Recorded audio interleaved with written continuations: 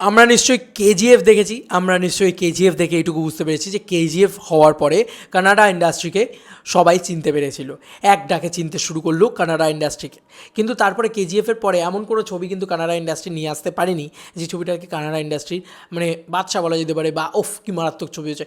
কারণ রকি ভাই আর আসেনি, কারণ ইয়াশ আর আসেনি। ইয়াশ যখন আবার একটা টক্সিকের মতন ছবি নিয়ে আসবে তখন লোকে কিন্তু সেটার জন্য মুখিয়ে বসে থাকবে, তাকিয়ে বসে থাকবে যে ভাই ইয়াশ আবার কখন আসবে। ইয়াশ এলেই আমরা জমে যাবে, আমাদের সেই খেলা জমে যাবে, আমাদের সেই দাপট জমে যাবে। সেম সিমিলার আমরা একটা কথা বলতে পারি, মেগাস্টার শাকিব খান এখন সেই পজিশনটায় রয়েছেন। বাংলাদেশ সিনেমার জন্য কেজিএফের মতন ওয়ার্ক করেছে তুফান।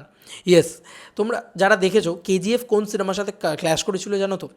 আমাদের ইন্ডিয়ার সবথেকে বড় মেগাস্টার সুপারস্টার, গ্লোবাল সুপারস্টার যাকে বলা হয়, শাহরুখ খানের সাথে জিরো বলে একটা ছবির সাথে। তো জিরোর থেকে কেজিএফ কিন্তু বেটার চলতে শুরু করে। কেন? Due to making, due to ভালো কন্টেন্ট, ভালো সিনেমা। সেটা কিন্তু মেগাস্টারকেও হারিয়ে দেয়, মানে এসআরকেও হারিয়ে দেয়, এবং সেটার সময় খুব একটা চর্চা কিন্তু হয়নি। তাও মানে শাহরুখ খানের ছবির সামনে ছিল তো সবাই জিরো নিয়ে চর্চা করছিল, এগোচ্ছিল, মানে কেজিএফ নিয়ে অতটা চর্চা নেই। কিন্তু আফটার কেজিএফ রিলিজ, যখন কেজিএফ যখন ওটিটিতে আসে, বিভিন্ন জায়গায় অ্যাভেলেবেল হয়, লোকে মানে এই সিনেমাটাকে একটা ট্রেন্ড বানিয়ে ফেলে দেখে দেখে দেখে দেখে। এবং এটা টিভিতে বলো, ওটিটিতে বলো, বা ইউটিউবে 400 মিলিয়ন 500 মিলিয়ন ভিউজ জেনারেট করে। তো কোথাও গিয়ে একটা কেজিএফ চ্যাপ্টার 2 দেখার জন্য লোকের পাগলামিটা, উন্মাদনা অন্য লেভেলে পৌঁছে যায়।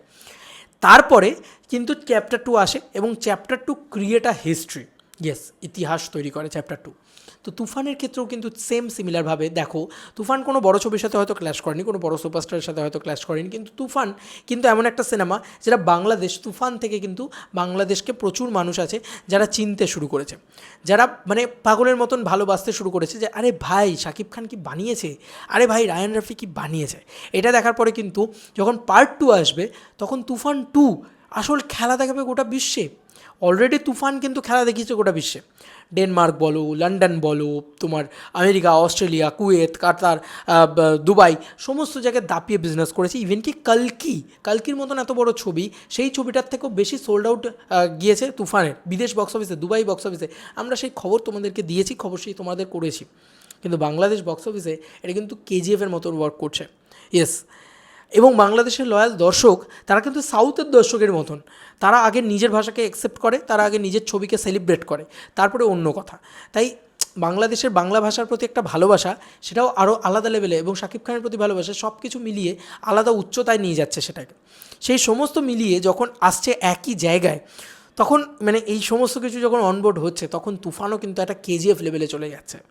এবং কেজিএফ চ্যাপ্টার 2 যেরকম কেজিএফ পার্ট 1-এর থেকে ওরকম ভয়ঙ্কর একটা বিজনেস করেছিল, কেজিএফ পার্ট 1-এর থেকে কেজিএফ চ্যাপ্টার 2 আরও মারাত্মক বিজনেস করে। আমার বিশ্বাস যে তুফান 2 কিন্তু গোটা বিশ্ব বক্স অফিসে আরও ভয়ঙ্কর বিজনেস করতে চলেছে এবং একটা কেজিএফের মতো নজির টানতে চলেছে। এবং আমরা এই কথা বলতেই পারি যে বাংলাদেশের ইন্ডাস্ট্রিতে কেজিএফের মতন কাজ করেছে মেগাস্টার শাকিব খানের তুফান।